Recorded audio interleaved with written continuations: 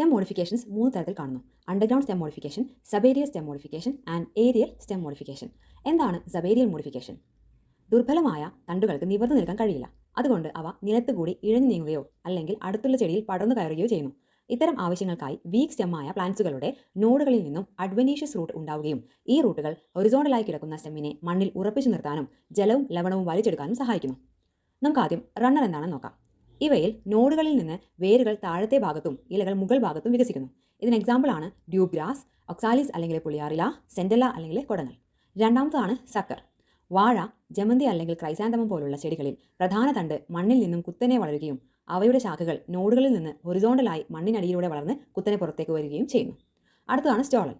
Jasmine, mint എന്നിവയിൽ പ്രധാന തണ്ടിന്റെ താഴെ ഭാഗത്തു നിന്നും ശാഖകൾ വികസിക്കുകയും അത് ആർച്ച് പോലെ കുറച്ചു ദൂരം വളരുകയും ഒടുവിൽ നിലത്ത് തൊടുകയും അതിൽ നിന്നും പുതിയ ശാഖകൾ ഉണ്ടാവുകയും ചെയ്യുന്നു.